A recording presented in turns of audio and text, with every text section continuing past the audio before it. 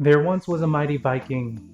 His name was Rudolph. Long time ago, Rudolph was standing by the window, pondering life, and noticed a slight shift in the weather. Now, this man, big burly guy, great beard, very rosy complexion and auburn hair, looked around and got silent and still, and told his wife that, it shall precipitate soon. His wife looks over and goes, "Honey, why, how do you know? Like, the ground's not wet, there are no clouds in the sky?"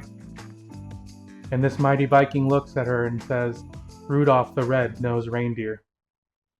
Hey, welcome in. It's Magic Nate here. So glad you're here joining me in the kitchen as we're going to get ready for the holidays. I want to make sure that you guys have something to cook and something that's absolutely incredible that you can share with your family, your friends, your loved ones, anybody that's going to sit around the table and you're going to enjoy the presents of. Today, I want to share with you one of my favorite dishes and something that's kind of changed things for some people in my family. It's my penne pumpkin pasta. Now, I know some of you may be thinking, pumpkin and pasta, that doesn't sound good because all you think of is pumpkin pie. But if you enjoy like acorn squash or anything like that, this is going to definitely make you say, "Oh my gourd." Regardless, you're going to really enjoy this. Let's get into it. We got to get our mise en place ready. So currently I have just a handful of sage leaves. I also have an onion that I need to chop up, as well as some cloves of garlic that we need to finely chop as well. Let's get into that. Let's grab our knives and get cooking. We're gonna go ahead and chiffonade the sage. If you don't know what chiffonade is, we're gonna go ahead and stack the leaves after rinsing them, of course. We're gonna roll them up and then cut them into very, very thin strips. So I have my sage stacked. I'm going to go ahead and roll that up. I'll take my knife and go ahead and we're going to do this rocking motion. You see people who put their finger on top on the rib of the knife. Don't ever do that. You don't want to end up like this. You want to pinch the tang just slightly, just with enough so it doesn't fall out. And the rest of your fingers go around. And you're going to do this rocking motion of up, you pull back. As you rock down, you're going to push forward. And we're going to do that with our sage, just making these nice thin little ribbons. Watch your fingers, your fingies. And that's simple. We have our sage done. Go ahead and place that in a little container and off to the side. Let's cut some onion and chop some garlic. Let's do that.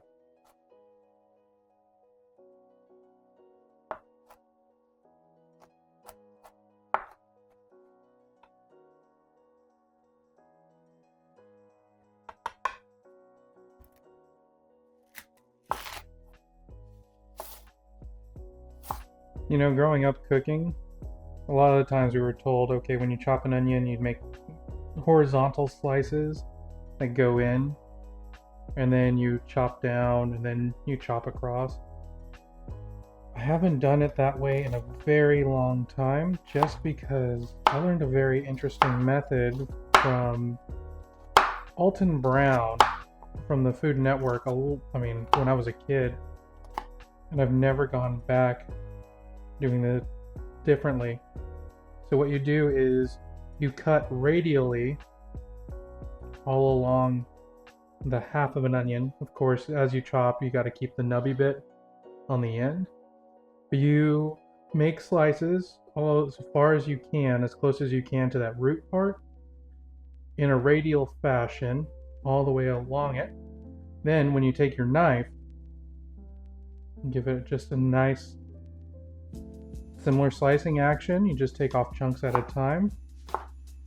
And although they're not those square bits that a lot of wonderful chefs brag about, I want you to see that's a chopped onion right there. And you don't have to worry about slicing into your hand this way or anything like that. all you're doing is just cutting the radius.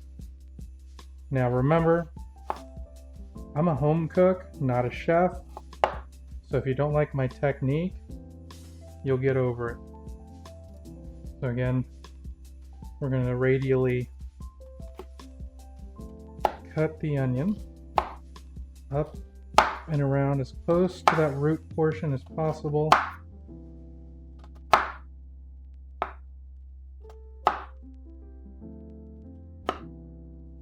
And then we're going to take just slices off the half. And you'll have your nicely chopped onion. Watch your fingies, Tony.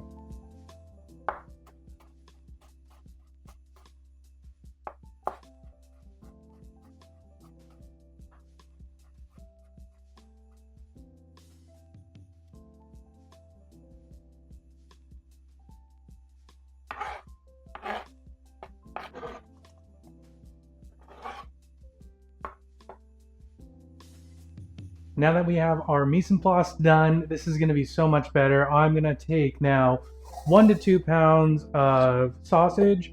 I would highly suggest you use Italian sausage. I prefer the spicy one. But actually the one I like the most is homemade sausage. I know unfortunately today I'm not going to be teaching you how to make sausage at home. You'll have to tune back or let us know in the comments if you want me to keep cooking for you and show you how to cook at home, ladies. Anyway, I'm gonna go ahead and brown this up. You want your ground sausage to be like little crispy fun bits. I don't know if that makes sense, but I'm gonna go ahead and throw this on the stove. Mise en place is done. Off to the side, I also have about a half cup of milk, 2 cups of chicken stock, as well as a can of pumpkin puree. It's not gonna be the sweetened stuff that you put in your pies. This is just ground up pumpkin. So let's go ahead, saute this off, make sure it gets nice and good, and head over to the stove. Oh yeah, listen to that.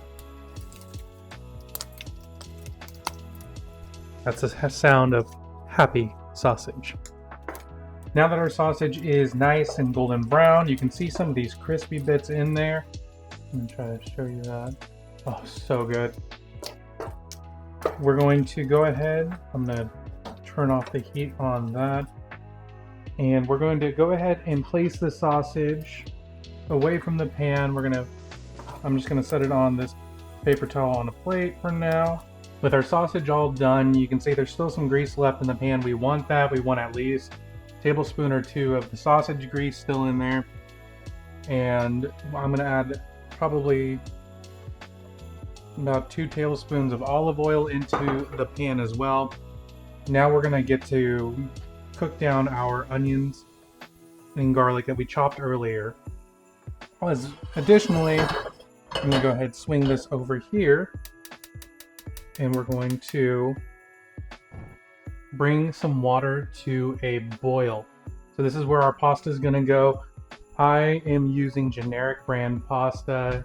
We don't need to worry about it, and unfortunately today we're not going to be making our own pasta, but we're going to be cooking the pasta right here in this pan. Meanwhile, over here, once this gets nice and hot, we're going to add in our onions and garlic. Oh, hear that? That's the sound of happiness. And we're going to want to cook these down on medium heat until they're very aromatic and translucent. We're going to see that in just a moment, I'm sure. I'm going to go ahead and stir that around. So while the water is boiling over here, or getting to a boil over here, we're actually going to cook our sauce at the same time. It's multitasking. Way to go.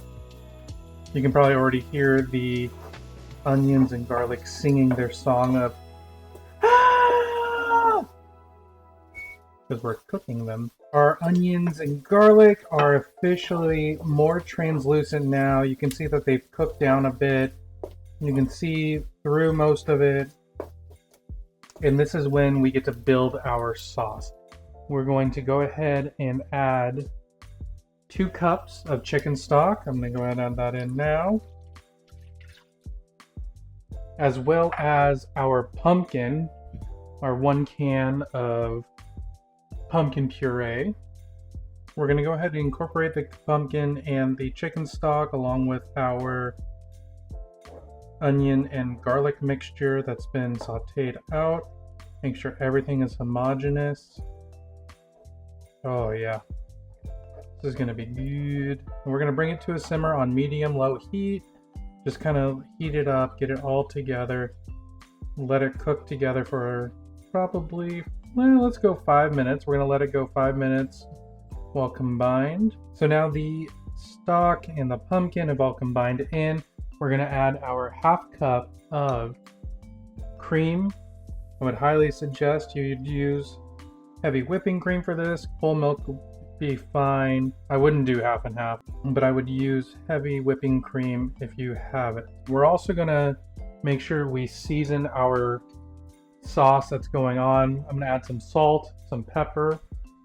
Go ahead, add some pepper in there.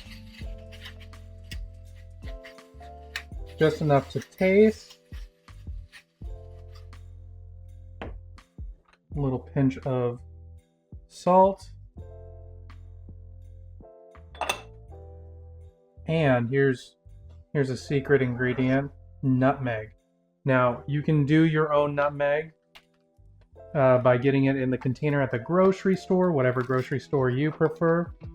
My personal preference, and this may be a little extra for some folks out there, but I love doing freshly grated nutmeg. So here I have a little chunk of nutmeg. I have a microplane. We're just gonna grate the thing in there. Remember, a little bit goes a long way. You don't need a whole nut. You don't need a whole thing of nutmeg in there. You'll smell it ahead of time. You just want enough to get that nice holiday taste going on. Stir that up. Get it to a simmer. I know I still got stuff on my spatula. And we're gonna hope to reduce this down. I have this on medium-low heat. That way it can cook down, get a little bit thicker. And in the meantime, you see that our pasta water is boiling. This is when we're gonna go ahead and throw in our pasta. I prefer the penne. Penne is always good.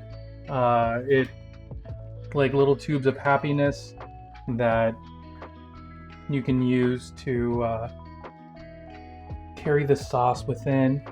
We're gonna make sure we heavily salt our water as well. Make sure I take nice big pinches of salt in there. Season our pasta water. Throw those guys in. Let them cook for whatever the time is on the box, or if you're using fresh pasta, usually you want to do about 45 seconds of fresh pasta, and we're going to let those cook for however long they need. So our pasta is almost done. Our sauce has thickened up quite a bit, as you can see. We're going to smooth that out in just a moment. Let's go ahead, add back in our sausage. Everybody in the pool. We're also going to go ahead and add in roughly quarter to 1/2 cup of Parmesan cheese. I cheated. Nobody get at me in the comments. This is pre-shredded Parmesan cheese. We also have our sage chiffenade that we worked on earlier. Using your wonderful knife skills that you learned, we're going to go ahead and add that sage into the pot as well. Very aromatic. It's going to be delicious. And we're going to stir everything up, making sure it gets nice and smooth. Now what we're going to go ahead and do, we're going to take our pasta, pull it out of the pot. I'm using a nice little spider here. And we're going to put the pasta directly into the sauce. I still have it on like a low, maybe a medium-low heat, just to keep the heat going for a little bit. Stir it up. Everybody gets a little bit of the sauce. Now, if your pasta is looking a little bit clumpy, kind of like mine is here, what I'm going to do is a little chef hack that I learned. We're going to add a little bit of pasta water in. I think about a quarter cup of pasta water could be good. Let that stir up, and lo and behold, Probably the easiest pasta dish that you're ever going to make. That's very festive. It's fun. Here, let's make sure this is all stirred up, and then let's serve up some. There you have it. Some amazing penne pumpkin pasta. Smells delicious. It looks, I added a little bit of extra Parmesan on top, a little bit of sage to decorate. Let's give this a shot. It's hot. Tastes like family meals. It tastes like happiness. Pasta's al dente. That's all you need. And you guys learned how to make this today. I'm so happy for you. I hope that you guys have an amazing time. You also learned some knife skills today, which I guess can make you a little bit of a bladesmith. Thank you so much for joining me in my kitchen. Please make sure you head over to 247comics.com. Check out the shop. Go look through everything. This was so much fun. I can't wait for the next episode. If you guys want that, let us know in the comments down below if you want more recipes and a little bit more insight into what may be coming. Again, my name is Magic Nate with 247 Comics. Thank you so much for being in my kitchen. Merry Christmas, and I hope you enjoy.